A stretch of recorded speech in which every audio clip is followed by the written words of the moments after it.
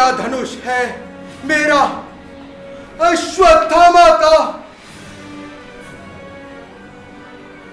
जिसकी प्रत्यंचा खुद द्रोण ने चढ़ाई थी। लेकिन आज जब मैंने दुर्योधन को देखा, निशस्त्र, दीन, आंखों में आंसू भरे, मैंने मरोड़ दिया अपने इस धनुष को। कुचले हुए सांप सा भयावह, किंतु शक्तिहीन है मेरा धनुष ये।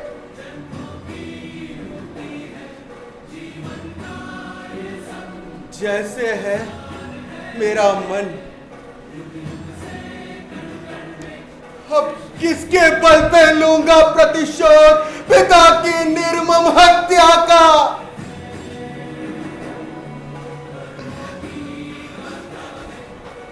वन में, भयानक इस वन में कैसे सुनकर युधिष्ठिर की घोषणा कि अश्वत्थामा मारा गया, अश्वत्थामा मारा गया, अश्वत्थामा मारा गया।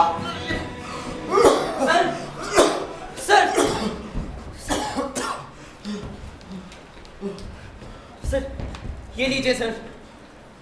आप ठीक तो है ना? आइए। तुम ऐसे अचानक, विश्वास नहीं हो रहा। आप इधर बैठिए। कैसे हो तुम? मैं बिल्कुल ठीक हूँ सर। आप कैसे हैं? बिल्कुल इस मंच जैसा, पुराना, धूल खाया हुआ और एकदम सूना। तुम वहां नीचे बैठे थे? हाँ, बस आपको परफॉर्म करते हुए देखना चाहता था। क्या देखा? क्या देखा? बोलते क्यों नहीं? क्या देखा? यही ना कि मैं कितना कमजोर हो गया हूं। नहीं सर, देखा कि अभी भी कितना कुछ सीखना बाकी है आपसे।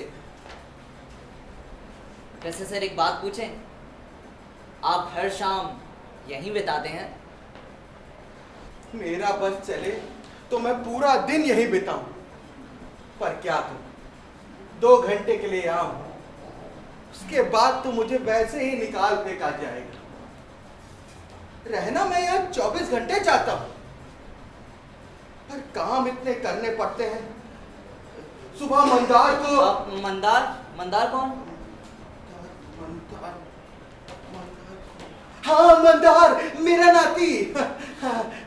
सुबह मंदार को स्कूल छोड़ने जाओ और वहां से घर आकर मीनाक्षी के लिए खाना बनाओ और वापस मंदार को स्कूल से घर लेकर आओ। और पूरी दोपहर बीत जाती है उसको होमवर्क करवाने में।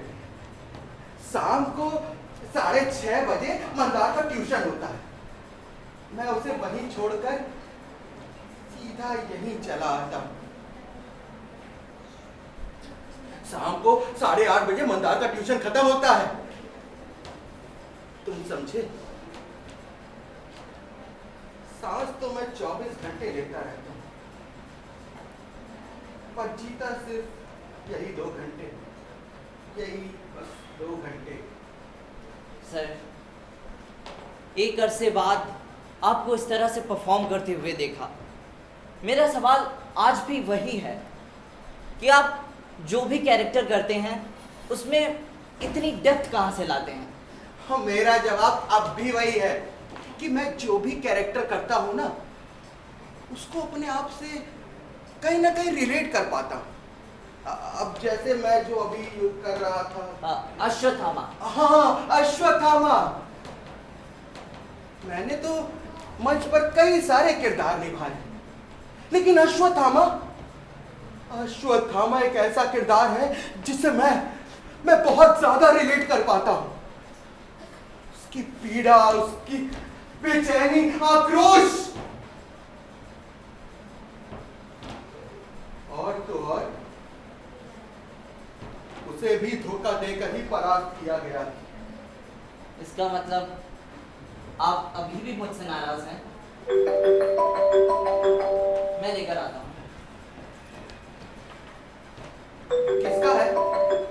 मीनाक्षी का। लो लो लो लो। हाँ हेलो। हाँ हेलो पापा। हाँ मीनाक्षी, कैसी हो? मैं ठीक हूँ पापा, आप कैसे हैं? मैं भी ठीक। बताओ। बिजली का बिल भर दिया आपने? बिजली का बिल? हाँ बिजली का बिल भर दिया, भर दिया। हाँ। और वो नल रिपेयर कराया? हाँ नल भी रिपेयर करा दी। और हाँ वो जो प्लम्बर था ना, पूरे 100 रुपए मांग रहा था। 1 घंटे तक मैंने तोल मोल किया, तब जाकर 80 में राजी हुआ। हाँ। अच्छा, और सब्जी कौन सी बनाएंगे? तुम ही बता दो।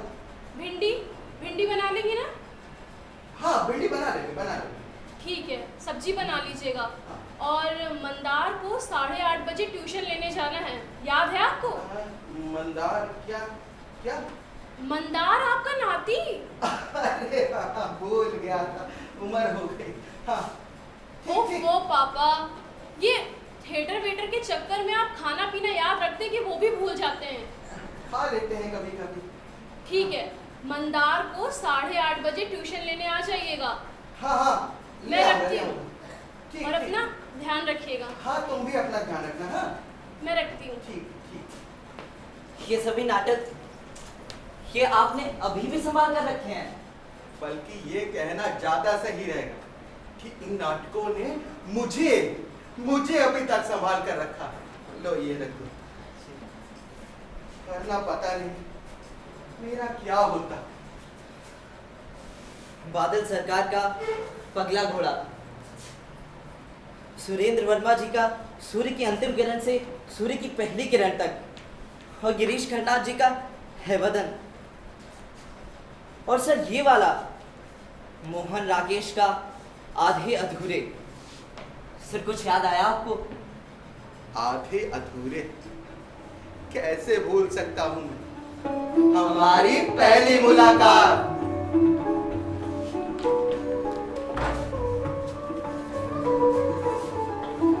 अंदर आ जाओ। सप्लायर बत्रा ने भेजा है। सुना है आपको कुछ नाटकों में हीरो की जरूरत है? देख रहे हैं आप, ऐसे घुसे चले आ रहे हो, फिर कह रहे हैं मैं अंदर आ सकता हूँ।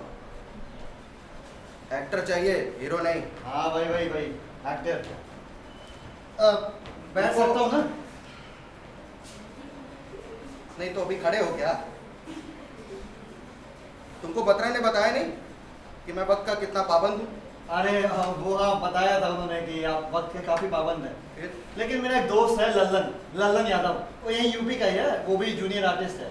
उसका जन्मदिन था, तो भाई मैं सोचा आप जन्मदिन का केक खा के जाऊँ। मैंने उससे बोला कि मुझे रिहर्सल पे जाना है, लेट हो जाएगा और ये लेकिन वो बोला यार देखो यार बर्थडे बार बार नहीं आएगा, अब क्या है रिहर्सल तो आता रहेगा। तो मैंने सोचा लाओ यार बर्थडे का केक खा ले फिर जाए, तो इसलिए थोड़ा लेट हो गया बस, और कोई वजह नहीं है। अच्छा हाँ। रहते कहाँ हो?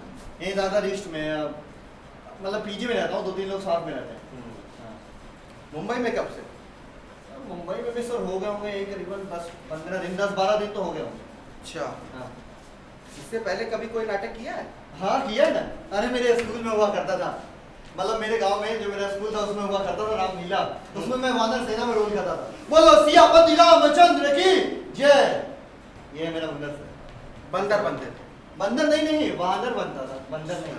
हाँ। जाहिर है तुम तो मुंबई सुपरस्टार बनने आए हो, तो ये नाटकों में काम करके क्या मिलेगा? अरे सर नाटक सच बताएं तो बड़ी छोटी सी बात है भाई, मैं तो सचमुच सिनेमा का स्टार बनने आया हूँ भाई, उसी के लिए पैदा ही हुआ हूँ मैं। लेकिन वो बत्रा है, वो कहता है कि जो नाटक में काम करता है ना उसको मौका जल्दी मिलता है, मतलब नाटक के एक्टरों को मौका जल्दी मिल जाता है। और एक और बात बताया कि नाटक में बहुत कुछ सीखने को भी मिलेगा। पागल हो गया बत्रा। अरे उसको क्या पता कि मुझे कुछ सीखने की जरूरत नहीं है, मुझे सब कुछ आता है, एवरीथिंग। तुम्हें सब कुछ आता है? एवरीथिंग। वाह वाह वाह, लो इसे पढ़ो। कॉन्ट्रैक्ट इतनी जल्दी? अच्छा लाइए भाई पेन दीजिए, साइन कर दूं। कॉन्ट्रैक्ट नहीं है, स्क्रिप्ट है जिसे तुम नीचे बैठ के पढ़ोगे। और आवाज अपनी लाउड रखना, ये थिएटर है, सिनेमा नहीं। ठीक है ठीक नीचे बैठो। है। अभी नहीं तो क्या सिंहासन मंगाऊं? नहीं नहीं बैठ जा रहा हम्म, पढ़ो। पढ़ो। आधे अधूरे लेखक मोहन राकेश। अब ये मोहन राकेश कौन है? मतलब मेरा मतलब कोई जोड़ी वोड़ी है क्या सलीम जावेद जैसी? अच्छा अच्छा ठीक है एक ही इंसान है। ओके। अब तेरी बिना सरनेम का लेखक बन गया, तभी तो आधे अधूरे नाटक लिखता है। ठीक है ऐसे घूरिए मत, मैं पढ़ रहा हूँ। पढ़ना कहाँ से, ये तो बताया नहीं आपने। पहली लाइन पढ़ो, दृश्य 1 पहला डायलॉग। ये वाला। हाँ। फिर एक बार, फिर से वही शुरुआत। शुरुआत शुरुआत शुरुआत शुरुआत शुरुआत शा शुरुआत। अरे वही तो बोल रहा हूँ सर, शुरुआत। अरे शुरुआत नहीं, शुरुआत। शिरोमणि शा शिरोमणि। तुम संदूक का सा बोल रहे हो, मुझे शिरोमणि का शा चाहिए। शिरोमणि असल पता नहीं आप कौन सा सा बुलवाना चाह रहे हैं, मेरी जुबान में तो नहीं आ रहा है। क्यों? तुम्हें तो सब कुछ आता है। आगे बढ़ो। मैं नहीं जानता कि आप मुझसे क्या आशा कर रहे हैं। वो आशा नहीं, आशा होता है। फिर से वही तुम गलती कर रहे हो, सा और शा वाली। आशा आशा आशा आशा आशा। सा और शा का अंतर पता नहीं हो, चला मुरारी एक्टर बनने। आगे बढ़ो। मैं नहीं जानता कि आप मुझसे क्या आशा कर रहे हैं, और मैं क्या आपसे आशा कर रहा हूँ। और मैं हूं नहीं, हूं। हा के ऊपर देखो बिंदु हो, नेजल हूं। मैं नहीं जानता कि आप मुझसे क्या आशा कर रहे हैं, और मैं कौन हूँ। हूँ। फिर से पढ़ो लाइन। मैं नहीं जानता कि आप मुझसे क्या आशा कर रहे हैं। आवाज धीमी क्यों हो गई? मैं नहीं जानता कि आप मुझसे क्या आशा कर रहे हैं, और मैं कौन हूँ। मर जाओ, उसी मर जाओ। आप ही तो कहें अभी तेज पढ़ने को। दोबारा पढ़ते हैं। हाँ पढ़ो। आशा मैं नहीं आता है मुझे कुछ। क्या? जरा फिर से कहना। बोला तो मुझे कुछ नहीं आता है। माफ करना, मेरा इरादा तुम्हें नीचा दिखाने का नहीं था। मैं तो बस तुम्हें ये समझाना चाहता था कि जब तक तुम अपने चेहरे से ये घमंड का चश्मा नहीं उतारोगे ना, तब तक हर तरफ तुम्हें भ्रम ही भ्रम दिखलाई देगा। आओ चलो मैं तुमको सिखाता हूँ। बैठो। अब देखो, जैसे बोल रहा हूँ वैसे बोलना। हाथ ऐसे करो, और जब भी तुम शा बोलोगे तो सामने हवा टकराएगी। शा शलगम शादी। शादी के नाम से सही हो गया। वो उम्र ऐसी है ना। फिर से पढ़ो आगे। वही वाली। हाँ। एक बार फिर से वही शुरुआत। हाँ बहुत बढ़िया। अब ऐसे ही अभ्यास करो। अच्छा सर, अब मैं निकलूं, आज थोड़ा जल्दी जाना है। ठीक है जाओ। बस आज। हाँ और सुनो, शाम को आते समय आषाढ़ का एक दिन की स्क्रिप्ट लेते हुए आना। जी सर। और कुछ? बस। और सुनो, हाँ। मैं तुम्हें कालिदास का किरदार दे रहा हूँ। अरे सर, कालिदास बहुत टफ कैरेक्टर, मैं कहाँ कर पाऊंगा, कोई और एक्टर देख अरे लीजिए। तुम्हारी यही बात औरों से अलग है। इतना कुछ सीखने के बाद भी तुम घमंडी नहीं हुए, और आज भी खुद को नौसिखिया ही समझते हो। देखो, मुझे पूरा यकीन है कि इस किरदार के साथ तुम ही न्याय कर पाओगे। अरे सर। अरे देखो, यही रवैया बरकरार रखना। जी सर। क्योंकि ये जो ज्ञान है ना, वो एक विशाल समुद्र की तरह है। इसमें हर रोज उत्सुक होकर गोते लगाओगे तो हर रोज एक नया मोती मिलेगा। जी सर। लेकिन बस समुद्र के किनारे ऐसे बैठे रहोगे तो फिर तो रेत और पत्थर ही नसीब होंगे। सही कहा ना सर? पर एक सवाल मैं आपसे हमेशा पूछना चाहता था, यही कि मेरा हुलिया, मेरी जुबान, मेरी भाषा सब एक जानवर से भी बदतर थी। फिर भी आपने मुझे अपने ग्रुप में शामिल किया। तुम्हारी एक चीज मुझे बहुत पसंद आई। पूछो क्या? क्या? ईमानदारी। याद है रिहर्सल का पहला दिन, और तुम जानते थे कि मैं वक्त का कितना पाबंद, लेकिन फिर भी तुमने कोई झूठ नहीं कहा, पलक झपकते ही सच कह दी। अब तुम्हारी जगह कोई और होता तो पहला इंप्रेशन अच्छा रहे इस डर से कोई ना कोई बहाना बना देता। अजीब अजीब बहाने होते लोगों के, बेसिर पैर के। आज मेरे चाचा बीमार हो गए, आज मेरी दादी गिर गई, आज मेरी दादी फिर से पैदा हो गई, ऐसे ऐसे। लेकिन सुनो, जो कलाकार होता है ना, वो इमारत की तरह होता है, और ईमानदारी और साहस दोनों उस इमारत के ऐसे स्तंभ हैं जिसके बिना इमारत तिनकों में ढेर हो जाती है। समझे? समझ गया सर। एक बात पूछूं सर? आप मेरी फिल्में देखते हैं?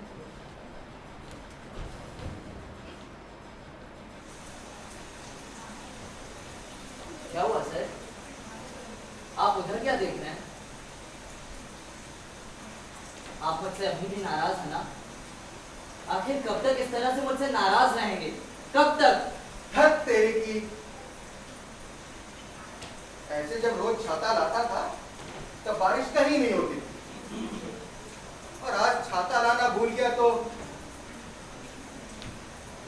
बारिश शुरू हो गई।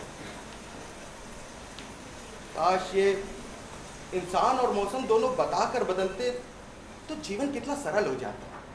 मुझे नहीं लगता कि मैंने उस दिन जो कुछ भी कहा था वो सब गलत कहा था।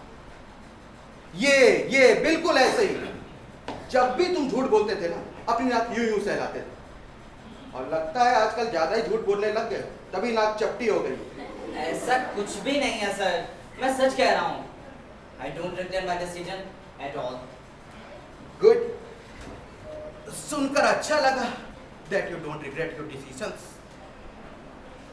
वैसे सर एक बात पूछें? आप मुझसे अभी भी नाराज हैं ना? नहीं, ऐसा नहीं। आपको पता है सर, जब आप झूठ बोलते थे ना तो बिल्कुल ऐसे ही अपनी आईब्रोज खुजाते थे। इसका मतलब हम दोनों एक दूसरे से झूठ बोल रहे हैं, एक दूसरे को अंधेरे में ढकेल रहे हैं। पर आज तो मैं सारा सच जानकर ही रहूंगा। जब तक मुझे सारा सच पता नहीं चल जाता, मैं यहाँ से नहीं जाऊंगा और ना ही आपको जाने दूंगा। सुना ना आपने?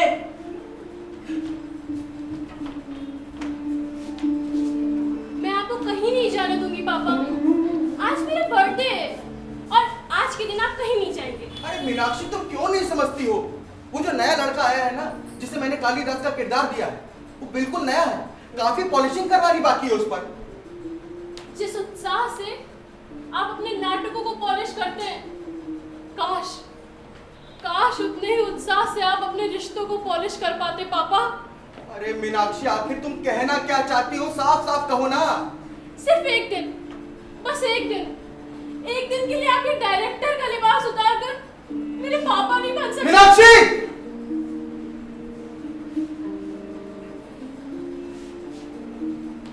तुम्हारी माँ ने भी एक बार ऐसी ही जिद की। वो हमारी शादी की सालगिरह थी। मैंने उसकी बात मान ली और हम दोनों एक अच्छे से होटल में चले गए सेलिब्रेट करने। वहां मैंने अपने दोस्तों को भी बुलाया। हम वहां जश्न मना ही रहे थे कि तभी मुझे पता चला कि हमारे गुरुजी के बेटे और बहू की कार एक्सीडेंट में मौत हो गई है, लेकिन फिर भी गुरुजी रिहर्सल पर मौजूद थे।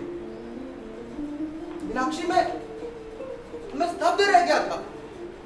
उनकी पूरी दुनिया उजड़ गई थी, लेकिन फिर भी वो रिहर्सल पर मौजूद थे, और एक मैं यहाँ अपनी ये शादी की सालगिरह की वजह से रिहर्सल पर नहीं गया। उस दिन से मैंने तय कर लिया कि अपनी निजी जिंदगी का साया तक नहीं पड़ने दूंगा थिएटर पर। पापा, आपकी निजी जिंदगी का साया आपके थिएटर पर नहीं पड़ता, मगर थिएटर का साया आपकी निजी जिंदगी पर पड़ता है पापा। उसका क्या पापा, उसका क्या? अरे मीनाक्षी, क्यों नहीं समझती हो? क्या समझूं पापा, क्या समझूं? अगर मैं देर से गया तो बाकी बच्चे मुझसे क्या सीखेंगे? यही सीख वो अपने आगे आने वाली पीढ़ी को देंगे और वो अपने आगे आने वाली पीढ़ी को। और यही चलता रहा ना तो वो दिन दूर नहीं जब थिएटर का भविष्य कभी भी सुनहरा नहीं हो पाएगा। आपको बस अपने थिएटर के भविष्य की पड़ी है पापा, और अपनी बेटी के वर्तमान की कुछ नहीं पड़ी है। अंग्रेजी में एक कहावत है, What cannot be cured must be endured। तुम्हारा बर्थडे है, तुम केक मंगा के खा लेना और सो जाना, मेरा इंतजार मत करना। मुझे नहीं पापा, अंग्रेजी में एक और कहावत है, बेटर लेट देन नेवर। लौट आइए पापा, लौट आइए पापा, लौट आइए पापा, लौट आइए, लौट आइए पापा।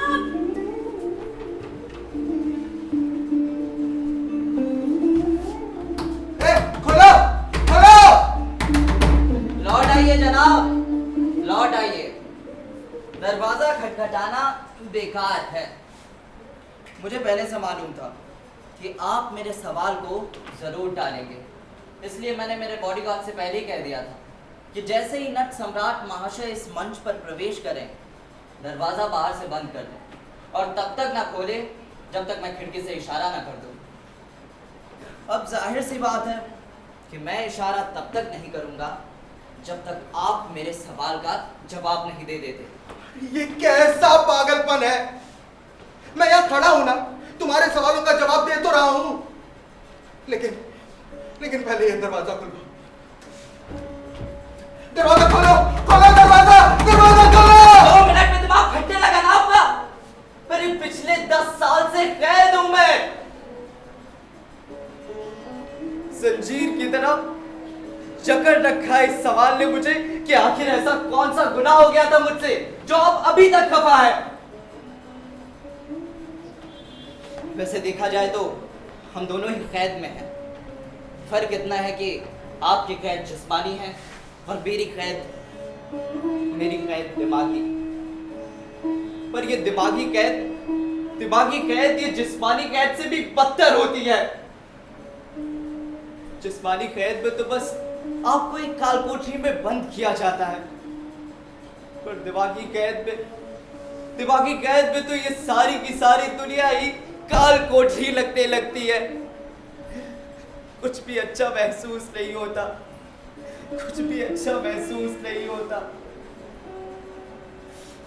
पर आज मैं इस कैद से आजाद होना चाहता हूं। आप मेरे सवाल का जवाब दे दीजिए, मैं आपके सवाल का जवाब दे दूंगा। अरे तुम जानते भी हो कि मंदार का ट्यूशन कहां पर है? बेरहम बाग के एक झुकी हुई इमारत के 4थे माले पर है। शुरुआत में मंदार के साथ 3 माले चढ़ जाता था, पर 4था माले आते आते मेरे घुटने जवाब दे जाते थे।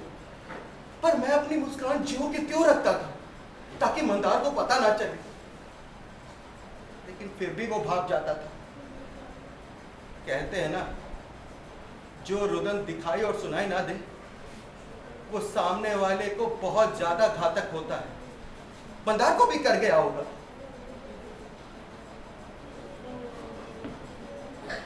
मंदार जब ट्यूशन के लिए जाता है तब जानते हो मैं क्या करता रहता हूं? मैं एकटक उस सीढ़ी को देखता है और सोचता हूं ये सीढ़ी क्या है? एकमात्र ढांचा जिस पर चढ़कर लोग अपनी मंजिल तक पहुंच जाते हैं और वापस उस सीढ़ी को मुड़कर देखते तक नहीं। No emotional connection at all. और तुम जानते हो उस इमारत में कहीं भी लिफ्ट नहीं है। इसका मतलब उस सीढ़ी का इस्तेमाल राजी खुशी से नहीं हो रहा है, बल्कि इसलिए हो रहा है क्योंकि कोई चारा ही नहीं। और ये सब सोचकर मेरे मन में सबसे पहली तस्वीर तुम्हारी आती, क्योंकि तुमने भी थिएटर का इस्तेमाल सिर्फ इसलिए किया क्योंकि और कोई चारा ही नहीं। यस, तुमने थिएटर का इस्तेमाल सीढ़ी की तरह किया जिस पर चढ़कर कोई भी उसकी पवित्रता का ख्याल तक नहीं रखता। जहन में होता है सिर्फ कैमरा, सिर्फ ये कैमरा। और एक बार काम मिलना शुरू हो जाए बड़े पर्दे पर तो हमेशा हमेशा के लिए उस थिएटर से मुंह मोड़ लिया जाता है।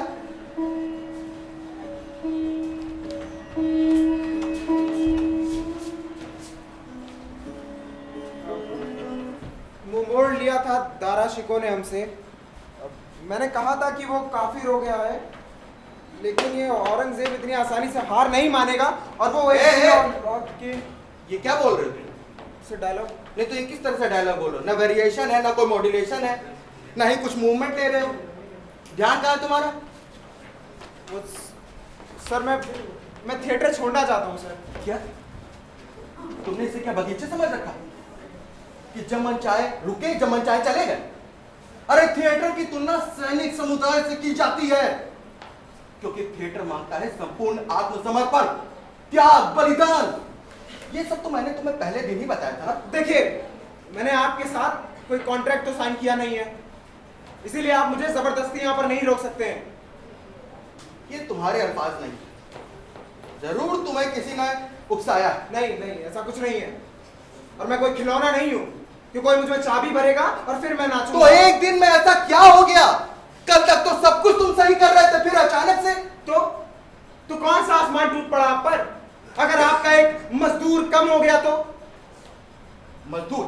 तुम खुद को और बाकी कलाकारों को मजदूर समझते हो? हाँ, मजदूर। अरे मजदूर ही तो है हम आप सबके, मजदूर बना के रखा है आपने, बस और कुछ नहीं।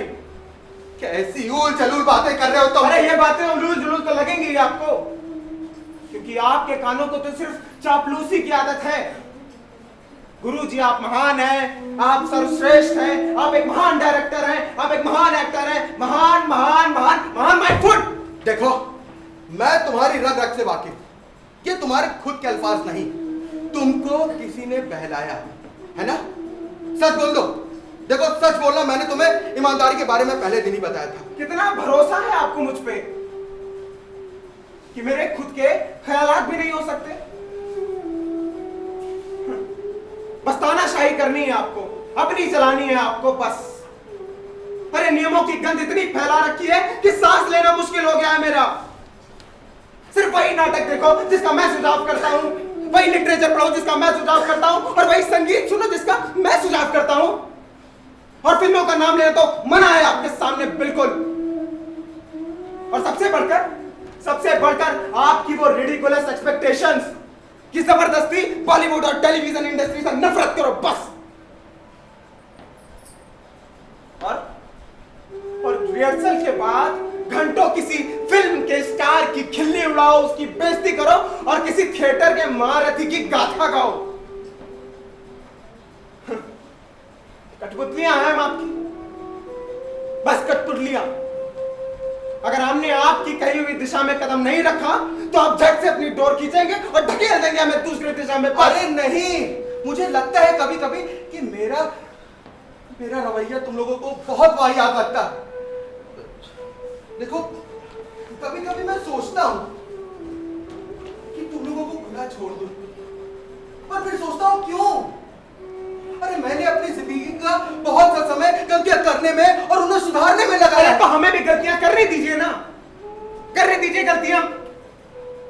अरे वो गलतियां हैं, इसका पता तो चलने दीजिए हमें। सही गलत, अच्छा बुरा अपने अनुभव से सीखने दीजिए हमें। याद होगा आपको, अरे याद तो होगा ही आपको कि आप घर से मुंबई पैसे चुरा कर वापस आए थे। पैसे चुरा कर घर से भागे और उसके बाद 5 साल आपने दारू, नशा, शराब, इन सब में अपने 5 साल बर्बाद किए। और सबसे बढ़कर आपने शादीशुदा होते हुए भी दूसरी शादी की।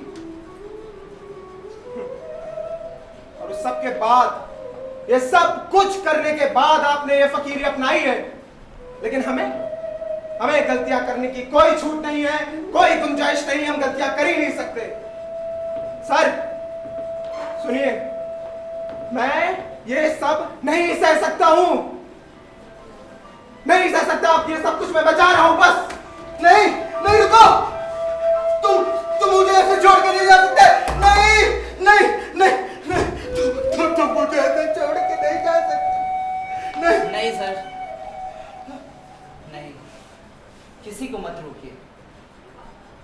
चला गया, उसे जाने दीजिए। आपको क्या लगता है, आप बोलेंगे कि मैंने थिएटर का सीढ़ी की तरह इस्तेमाल किया, इसलिए आप मुझसे नाराज हैं और मैं ये बात मानकर यहाँ से चला जाऊंगा? नहीं सर, नहीं। मुझे पूरा यकीन है कि आपके नाराज होने की वजह कुछ और है। और मुझे भी इस बात का पूरा यकीन है कि जो भी तुमने उस दिन कहा था ना, वो तुम्हारे खुद के अल्फाज नहीं थे। तुम्हें किसी ने उकसाया था, उकसाया था ना? सच बोलो, तुम मुझसे कुछ नहीं छुपा सकते। सच बोलो, किसी ने उकसाया था अगर ना? आपको ऐसा लगता है कि उस दिन मुझे किसी ने उकसाया था, तो फिर आपको बिल्कुल सही लगता है। किसने उकसाया था तुम्हें? बता दो मुझे, किसने उकसाया था तुम्हें? किसने?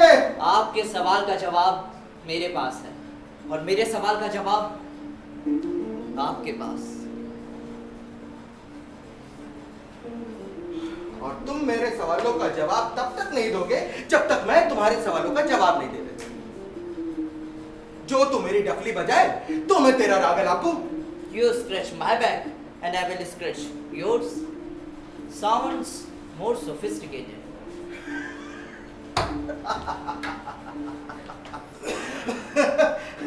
आप हंस क्यों रहे हैं?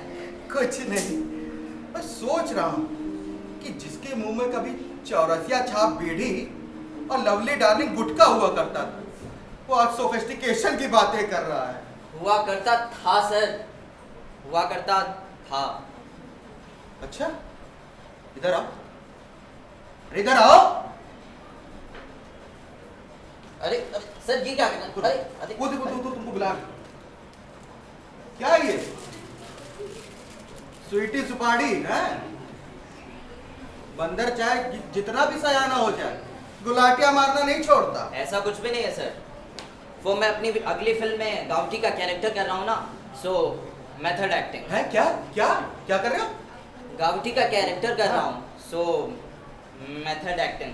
अरे तुम्हारे बॉलीवुड वालों ने कभी स्टैनिस्लावस्की का पूरा नाम भी सुना है, जो बात करते हैं मेथड एक्टिंग? कौन ये स्टेनिस लस्सी? लस्सी, छाछ, दूध और बोल दो। कॉन्स्टेंटीन स्टैनिस्लावस्की, नाम तो ढंग से लिया नहीं जा रहा है और बात करते हैं मेथड एक्टिंग। वैसे सर एक बात बोले, बुरा मत मानिएगा, बॉलीवुड को लेकर आपकी राय अभी भी नहीं बदली। अब तो मेरी राय और भी मजबूत हो गई है। आप कुछ भी कहिए, थोड़ी ही सही, पर बॉलीवुड ने तरक्की तो की है। हाँ, तरक्की तो की है भाई, और थोड़ी नहीं, बहुत तरक्की की है।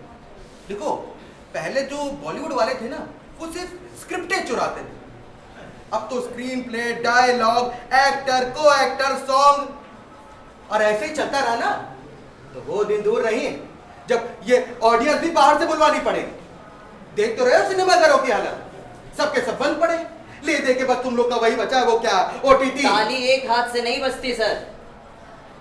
जितना कसूर फिल्म इंडस्ट्री का है ना, उतना ही, और मैं तो कहता हूँ कि उससे भी ज्यादा कसूर इन दर्शकों का है। अब दर्शक ऐसी मसाला फिल्में देखते हैं तो हम बनाते हैं। अगर दर्शक ऐसी मसाला फिल्मों को बाइकआउट करना शुरू कर दें तो हम बनाना छोड़ देंगे। और मैं तो यहाँ तक कहूँगा सर कि किसी भी देश में कला का स्तर कलाकारों पर नहीं, बल्कि वहाँ के ऑडियंस पर निर्भर करता है।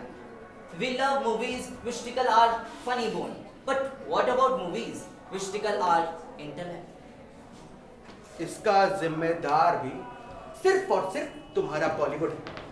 अच्छा एक बात बताओ, मैं तुम्हें 100 साल तक कचरा खिलाऊं, उसके बाद अचानक से कुछ बढ़िया चीज दे दूं, तो जाहिर है तुम वो अच्छी चीज छोड़कर कचरा ही खाओगे। ऐसे तो फिल्म इंडस्ट्री बोलती रहेगी कि ऑडियंस को यही चाहिए होता है, तो हम क्या करें? और ऑडियंस बोलती रहेगी कि इंडस्ट्री हमें यही दे रही है, तो हम क्या करें? दोनों बस इसी तरह से एक दूसरे पर इल्जाम डालते रहेंगे, और क्या। हाँ, और तुम लोग के एक्टर्स इसी तरह शिकायत करने के बजाय अफसोस करते नजर आएंगे।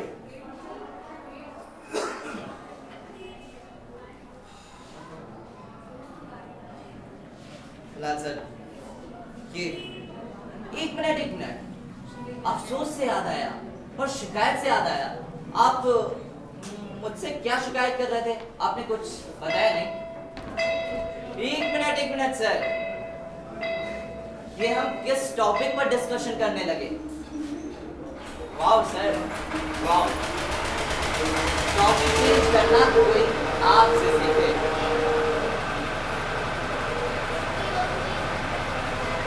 देखो, साफ सीधी सी बात, जब तक तुम मेरे सवालों का जवाब नहीं दोगे तब तक मैं भी तुम्हारे सवालों का जवाब नहीं।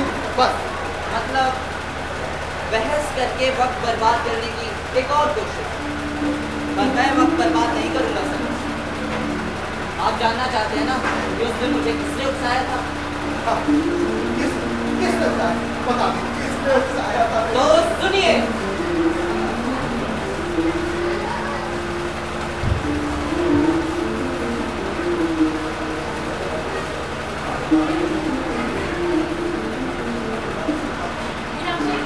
ये तुम क्या कह रही हो? मैंने जो कुछ भी सीखा है वो उनसे ही सीखा है। और तुम चाहती हो कि मैं उन्हें धोखा दूं? कैसा धोखा? तुमने क्या कोई कॉन्ट्रैक्ट साइन किया था? देखो, उन्हें कलाकार की नजर से नहीं, एक इंसान की नजर से परख कर देखो। वो एक महान दिग्दर्शक तो है, पर इंसान। तुम तो ऐसे बात कर रही हो जैसे वो तुम्हारे साथ घटिया सलूक करते हो। घटिया सलूक करते तो शायद मैं इतना दुखी ना होती, पर वो तो मेरे साथ सलूक ही नहीं करते। आपके अस्तित्व का कोई अपमान करे तो सहा जा सकता है, मगर आपके अस्तित्व को ही नजरअंदाज करे ये सहना नामुमकिन है। और वो मुझे हमेशा नजरअंदाज करते हैं। प्लीज उन्हें धोखा दे दो, प्लीज, वरना मैं मर जाऊंगी। प्लीज उन्हें धोखा दे दो, प्लीज मुझे मेरे पापा लौटा दो, प्लीज।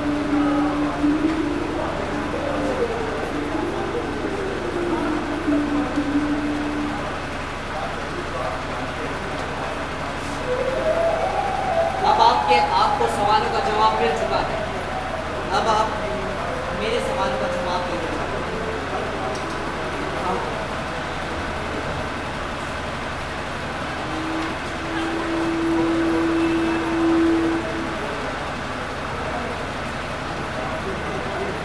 अरे मीनाक्षी, सोई नहीं अभी तक? नहीं पापा, एक्साइटमेंट ही इतनी है। सोचिए ना, केएल कॉलेज में मेरा एडमिशन होगा, महाराष्ट्र के बेस्ट कॉलेजेस में से एक है। तो बेटा मैं पापा आप टेंशन मत लीजिए, कॉलेज पुणे में है तो क्या हुआ, मैं हर वीकेंड आपसे मिलने आऊंगी पक्का। बेटा बात दरअसल ये है कि वो पापा, अब की बार कॉलेज का कट ऑफ 92% था। आप टेंशन मत लीजिएगा, मैं दिन रात मेहनत करूंगी और एडमिशन तो मैं लेके ही रहूंगी। सबसे बड़ी मुश्किल तो इन पैसों की थी, इसका इंतजाम तो आपने कर ही लिया। You are the best papa, you are the best. No. अरे बेटा, बेटा वो तुम्हारे जो पैसे थे वो मैंने किसी को दे दिए। What? ये क्या कह रहे हैं पापा? ये मेरी जिंदगी का सवाल है। बेटा वहाँ भी किसी की जिंदगी का असर है बात पर। किसको दिए पैसे आपने? बताइए मुझे, किसको दिए आपने पैसे? पापा वो मेरे पैसे थे। बेटा मैं कुछ नहीं बता सकता। बताइए पापा, किसको दिए पैसे आपने?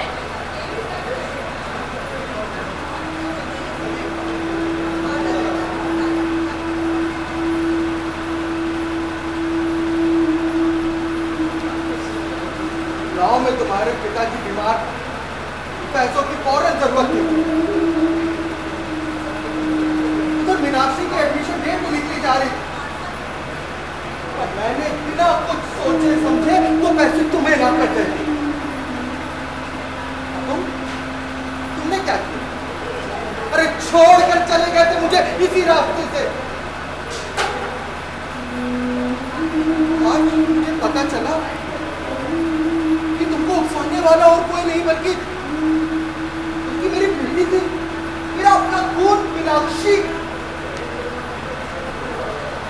मेरे लिए, सिर्फ मेरे लिए आपने अपनी बेटी का सपना कुर्बान कर दिया। सिर्फ मेरे लिए।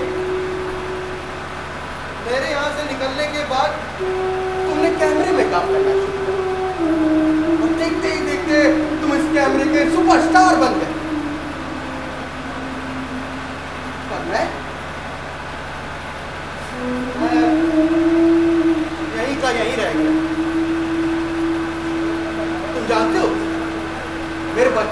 से बहुत प्रेरणा ली, और वो भी तुम्हारी तरह।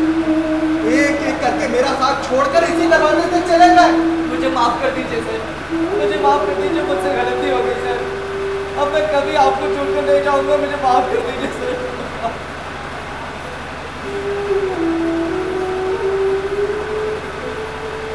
माफी तो मुझे मांगनी चाहिए तुमसे। कभी कभी सोचता हूं कि मैंने तुम्हारी मदद क्यों की। मैंने वो पैसे तुम्हें इसलिए दिए ताकि तुम्हारे पिताजी का इलाज हो सके और तुम अपना पूरा फोकस थिएटर पर दे सको। और इस थिएटर को अपना एक कलाकार होना पड़ा। यानी तुम समझे, जिस समय मैंने तुम्हारी मदद की उस समय मैंने तुम्हारा नहीं इस थिएटर का ख्याल किया। स्वार्थी हो गया था। आज अगर तुम मीनाक्षी इस मुकाम पर खड़े हैं तो उसका जिम्मेदार सिर्फ मैं हूं। काश मैंने मीनाक्षी के सपनों की कद्र की तो ये नौबत ही ना। क्यों हम कलाकार इतने स्वार्थी होते हैं?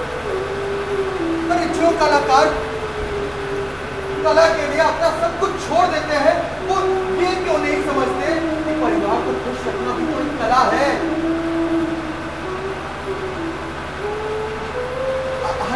आज मैं सबसे पहले घर जाके मीनाक्षी से माफी मांगूंगा।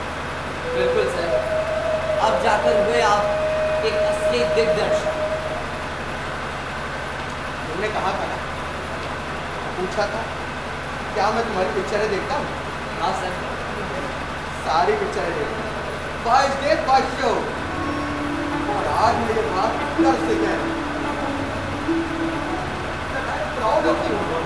Thank you sir, thank you so much. आज मेरी नजर में तुम एक सर्वश्रेष्ठ अभिनेता हो। पूछो क्यों? क्योंकि इस जगह को तुमने जो जेल बनाने की हरकत की है ना, उस बात में कोई शक कि तुम एक सर्वश्रेष्ठ अभिनेता हो। क्योंकि जेल का और अभिनेता का एक अटूट नाता हो। तुम्हें तुम्हारे सवाल के जवाब और मुझे मिले। अब तो दरवाजों पे बात हो।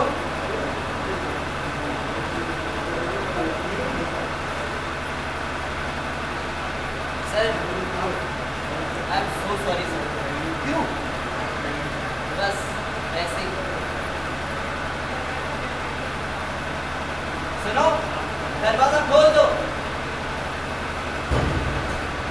वैसे सर, मंदार का ट्यूशन खत्म होने में अभी थोड़ा सा वक्त है, तब तक क्या करें सर?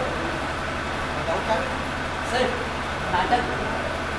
हाँ, तुमने मेरे मन की बात कही। लाओ लाओ देखो। सर, ये वाली। तुमने नाटक उठाया भी तो कौन? आधे अधूरे। बैठो, तुम लोग बैठो। आओ जरा। देखो, तुम लोग एक बात ध्यान से सुनो। अब से मेरी रिहर्सल पर समय का ध्यान रखो। अनुशासन बहुत जरूरी है जीवन में। अनुशासन और समय ये व्यक्ति को बहुत आगे तक लेके जाता है।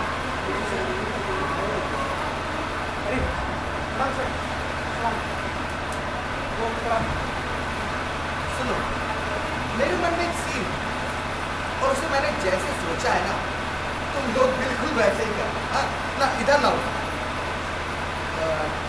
तो सीन कुछ ऐसा है कि गांव से आया हुआ एक घमंडी लड़का जो ठीक से बोल नहीं पाता पर ख्वाब एक्टर बनने के देखता है। है? बताओ।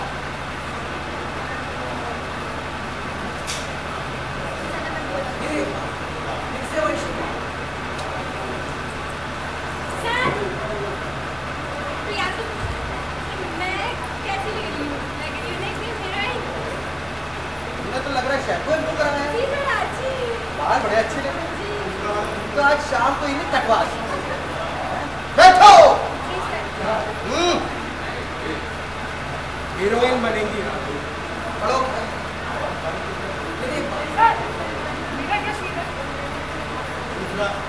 बहुत बढ़िया। चांद से टुकड़े को बहुत बढ़िया। अभी मैं एक जगह ध्यान दे रहा हूं ना, पढ़ो। अब सुनो एक बार, फिर से ध्यान से सुनना। तुम्हारा किरदार है गांव से आया हुआ एक घमंडी लड़का जो ठीक से बोल नहीं पाता। अब अगर ठीक से बोल नहीं पाता तो सा और शाह की गलती तो करेगा ही। मतलब कौन से होगा, छोड़ एक्टिंग और एक्टिंग।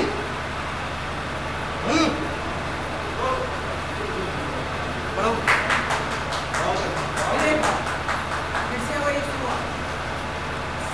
शुरुआत क्या बोले? फिर से वही शुरुआत। हाँ, अब तुम समझे। चलो तैयार करो।